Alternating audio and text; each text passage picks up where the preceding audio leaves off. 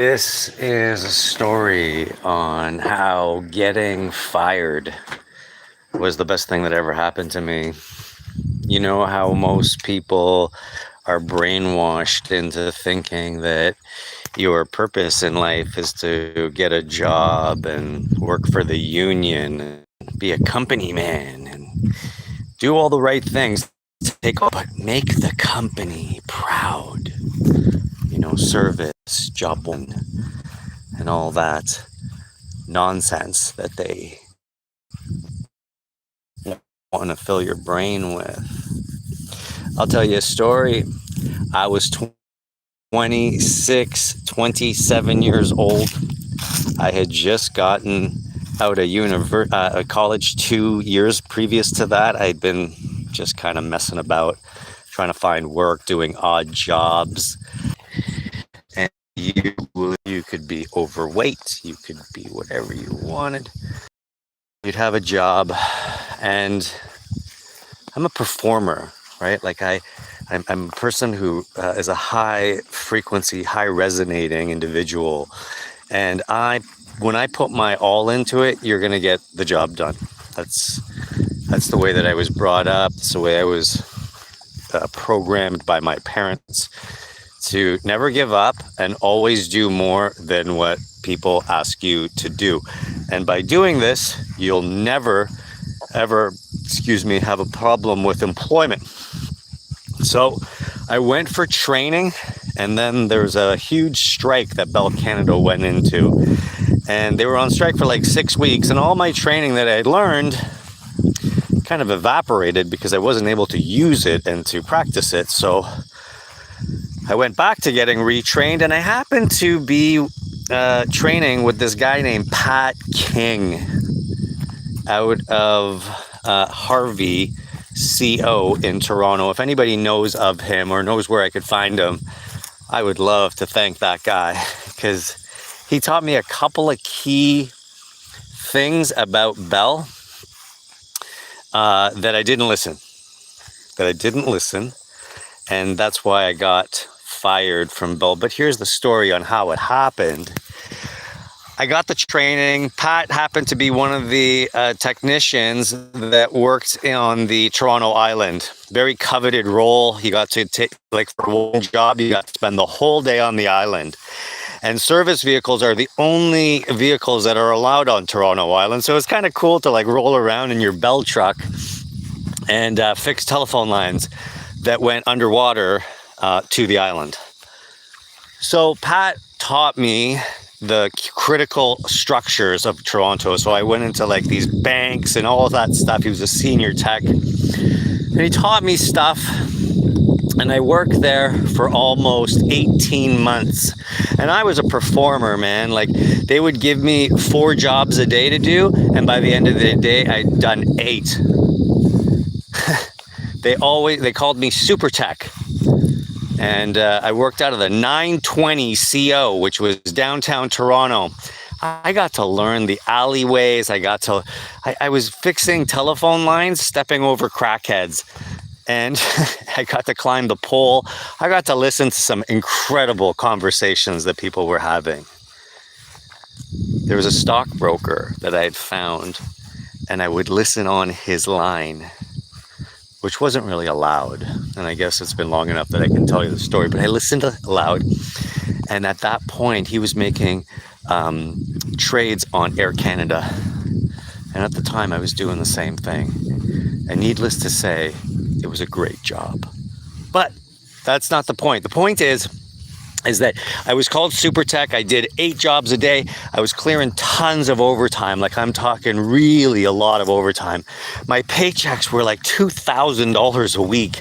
And one day, one of the senior guys in my yard, at my central office, pulled me aside. He was a big fat guy. Pulled me aside, and he got really close to me, like fucking right in my face.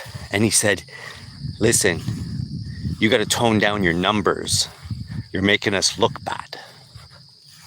The new guys aren't supposed to do that." And I was like, "Oh, what does that mean?" He's like, "When they give you 4 jobs, you do 4 jobs. And you clock out at 4 o'clock. And that's it. You don't do any extra. You follow the line. You step in line, or it's not going to work out for you. Anyway, to make a long story longer, I told Fatso to go fuck himself. Not literally, but by just doing this, what I was doing was basically saying the fuck you. Anyway, so I kept doing this, and then I learned how to manipulate the system, the computer system that allowed you to sign in and sign out per job. And so I was finishing like 12 jobs, clocking 4 or 5 hours of overtime, and I was done by like 5 o'clock. Sorry, I started at like 7 and I was done by 11. I was 27 years old, and I was a rock climber. I climbed rock every day after work, bouldering and so when you gave me a ladder and said, hey, climb up this pole, man, I was up there. And so it was just training for me.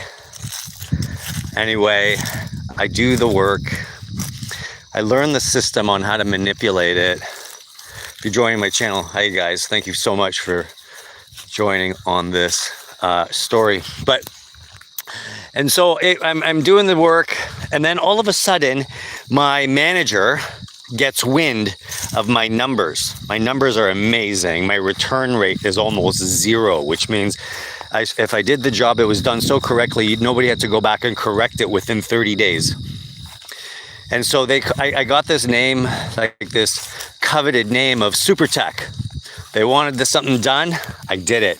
And because Pat King had trained me, had given me all the tools and all the knowledge, I was really able to excel. And I wanted to thank him for that. However, he started following me. He followed me for a week. And I didn't know this. I had no idea. I was finishing my jobs, and by 11 o'clock, I was partying in my apartment with my 5 roommates. 4 of them happened to be women, so it was always fun to be at my place. But the fact is, he followed me, and he marked when I came home and when I left. And it was a Friday night one night, and I was just about to leave my apartment and to go and bring my truck back to the yard. And I got a phone call, and my phone rang, and I was like, hey, what's up? And it was my manager, Anthony. Anthony Coretti is his name. And he's a real estate agent in Toronto right now. Thank you for firing me, by the way. Anyway, he was behind me, and he phones me, and he says, hey, where are you right now? And I was like, oh, I'm at such and such, the last number, like the last address I was at when I punched in. And he's like, hey, turn around. And I turned around, and there he fucking was. He was standing 50 feet behind me, walking towards me. And he's like, you're at your last job, huh? And I'm like, I just stopped into the house. And he said, listen, I've been following you for a week. I know everything you've done. I know all your movements. And you're fired. Yeah. You have 2 weeks vacation coming to you. You can take that because I don't hate you, but I gotta fire you because of misappropriation of company time. And in my head, I thought, motherfucker, I was doing 12 jobs for you guys and like running ragged from this end of the city to that end of the city so that I could be the company man, so that I could follow the line, so that I could be in the union, so that I could wear this fucking monkey suit with your name on it. And yet now you're going to fire me. And I was like kind of pissed. I was like, okay. And he's like, let's go to the yard and drop off your truck and we'll unload your tools and away you go. That's exactly what happened. I drove my truck to the yard. I exited my vehicle. I took all my stuff. I think I smoked at the time and whatnot. And I went home. And I got I was really fucking upset. I was like, motherfucker, I can't believe it. Excuse me. But then you know what happened? I was out of work again. I was like unemployed. I was just like totally like, what am I going to do with my time? And not only that, I was running out of money. Yeah. And I remember going to the bank and I only had $122 left in my bank account, in my Visa at that. Like I had no money. I was about to be completely broke for basically like the 10th time in my life. Fuck. Anyway, I went back in and I put an ad in the newspaper. It was a Toronto Star. And they put an ad in the Toronto Star and it said, friendly handyman, and my phone number. That's all it said. And then I had parlayed everything I owned. It was like $80 to run the ad for 2 weeks. And I was like, okay, I'll do it. And then the next day, the phone started to ring. Like literally the next day. And this guy said, hey man, can you come and install a window for me? And I said, sure, absolutely. So I went to the Home Depot and they had this book called Home Improvement 123 or something like that. And it showed you how to take apart a window and fix it. Take the old one out and put the new one in. And I didn't know that job was going to change my life. After that whole thing happened, I started doing the handyman thing. And I remember sitting in the parking lot of IKEA in my van. I bought a van. And not bought a van, fucking leased a van with no money. Like with no money. I had a buddy of mine who was working in a leasing company and he said, listen, I'll fudge the papers for you. I'll get you rolling. He wanted to make the commission. He didn't care about me. Anyway, long story longer. I would stop at the IKEA parking lot and I would wait for people to bring out their boxes. Like, you know, sometimes people walk out and they have like 15 boxes and I would run up to them and be like, hey man, I'm a handyman. I can assemble all that stuff for you. And people were like, oh my God, how much? And I remember the first time I did it, I said, I'll do it for $5 a box. Anyway, they had like 10 boxes. They paid me $50. It took me 4 hours. And then I realized that, no, I can. And then at the end, when the guy was paying me, he's like, oh my God, you are like amazing handyman. Thank you for doing it in such record time. What a great price. I was happy to pay $20 a box. And I was like, what the fuck? I was charging them $5 and they're willing to pay $20. And so that's exactly what happened. Next time I went to the IKEA, sat in the parking lot, and I would walk up to people and be like, hey man, who's assembling that for you? Do you guys have the tools to assemble that? And a lot of the times, all you need is one Allen key that comes with it. Like you didn't even need the tools. But some people who don't know how to use tools, that don't know how to use their hand and their brain at the same time, are very overwhelmed with this whole thing. And so I upped the price to $20 a box. And I was making like $300 or $400 a day assembling IKEA furniture. And these people that I was assembling IKEA furniture for, they would like be just moving into their apartment.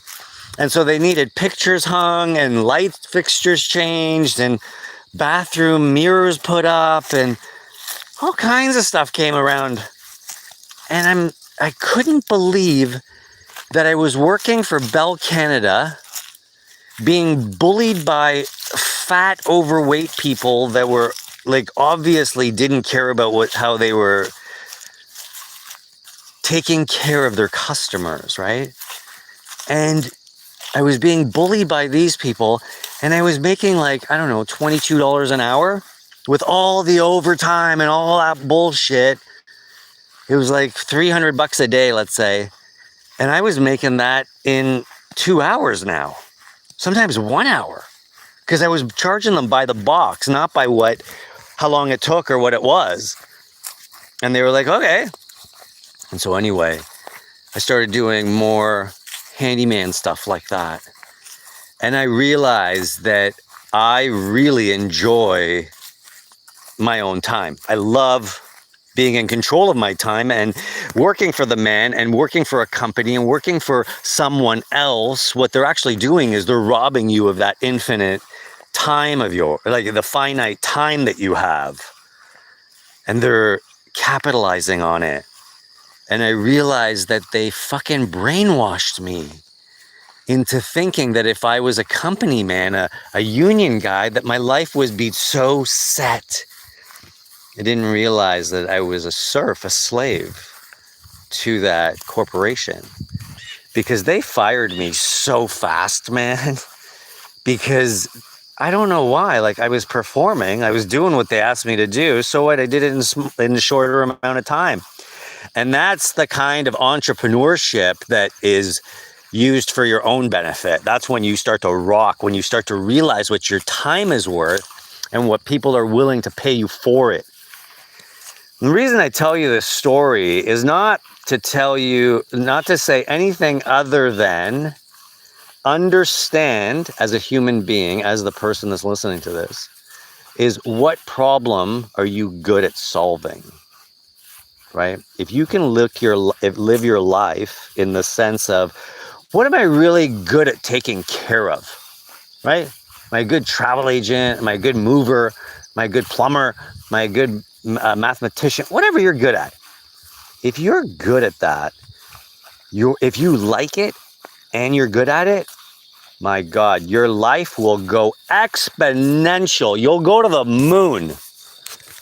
But one thing that is for certain is you got to get out of the trap that says that you have to work for someone else. And this is what I really want to head home, is to say, I don't want people that are listening to my programs or listening to my channel that are working for other people. What you're doing is you're creating a huge hole for yourself. And you're not going to learn anything. You're going to learn absolutely nothing about who you are as a human being, what the world around you is like, nothing. You're just going to be the company person. And that is like living a life of a zombie. It's just what's going on, guys. Thank you for joining the program. I love it. I can't believe that people are actually listening to this. But heading to and doing things that you like, you'll get good at it. And so what I really wanted to drill down on this is that once I was doing my own stuff, I was working on the side, right? And then somebody said, why don't you just go on EI? And so that's exactly what I did. I fucking went on EI and I sucked that out of the system for another 6 months that I'd already paid into, of course, right? Because being in the union, you got to pay for that stuff. And I was on EI, and then my EI was running out, and I was like, man, what can I do now to get more free money? And so there was this program called the Self-Employment Initiative, and it was called C, and I was in the C32 program. And what they did was they taught me how to run my own business for real. Like marketing, advertising, networking, all the stuff that you have no clue what to do, and to run a business on the next level. I was doing some handyman stuff and I was really getting good at it, but I wasn't good at the business side of it. I was good at the doing side of it. And I thought to myself, what would happen if I learned the mechanics of this business side? And that's exactly what I did. For the next 64 weeks, which was like a year and a bit, I went to school every single day from 8 in the morning till 3 in the afternoon at the C program in Toronto. It's called the Business Development Program. That's the people that were running it. And Michael Donahue, a fantastic guy, he was my mentor. And he mentored me, man, navigated me and taught me business, taught me the mechanics of business. And then all of a sudden, I took my company to the next level. Like I'm talking, I was making like $1,000 a day at this point. And the reason that I was able to do that was because I had the skill set and I had the knowledge of business now. And that was because I got fired. You see, this is why I wanted to call this podcast, how important it is not to look at getting fired as, oh my God, look what's happened to me. I want you to look at it as what happened for you, right? It didn't happen to you, it happened for you. And this, my friends, was the start of an amazing business where I did it for 22 years. I retired when I was 47. And the reason I was able to do that is because I learned how to maximize my time. I wasn't getting paid for what I was doing. I was getting paid for what I knew. That, my friends, is the gold. That I'm here actually to share with you because I think there's a lot of people that gatekeep and they want you to take this course or take that course. And all you really need to do, man, is learn whatever you're good at. If you're good at problem solving, solve that problem for people. There's a lot of people in the world, man, 8 billion people in the world, and there are 8 billion problems. Some people have more than one problem. Anyway, if you learn how to solve problems and you can do it in a very business professional-like manner, you will be so happy with your life. You will have so much joy. You will be able to do all the things that you ever wanted to do, but on your own time, right? You don't have to ask for anybody to go on vacation. You can spend the extra day with your folks. You can go fishing. You can do whatever you want, but you gotta solve problems for people that are in trouble. And I want to encourage everybody out there that if you just got fired, don't fucking go to work for somebody else. Fuck that. A salary is what you get paid to forget about your dreams. Your dreams. You know what you want to do, man.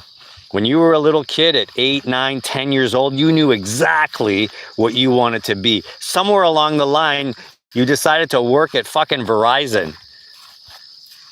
Excuse my language. I get excited. Or you were going to work at Dominion or Loblaws. No, that wasn't what you had decided at 9 years old.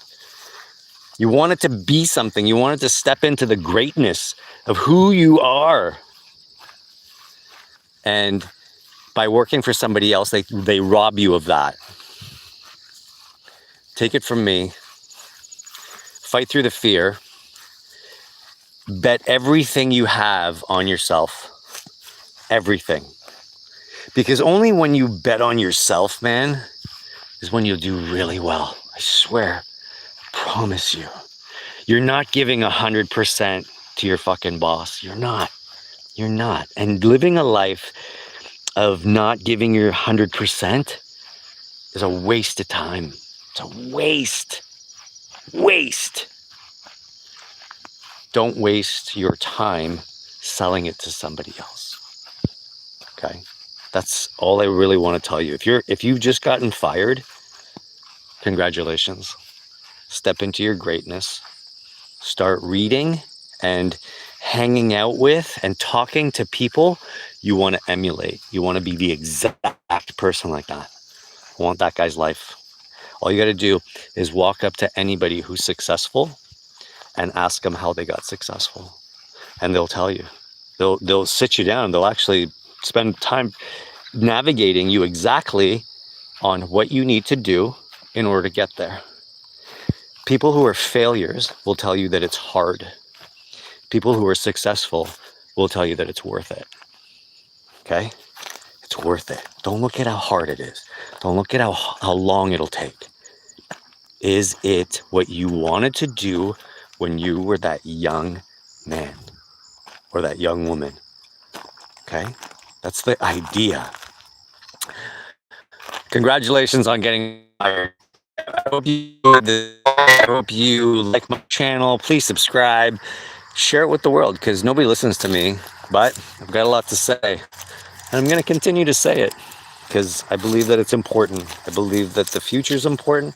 And I believe that we shouldn't discourage each other just because the other person didn't want to put in the work. Put the work in, reap the rewards, be proud of yourself, and be courageous. Have a lot of courage. There you have it. Enjoy your days, guys.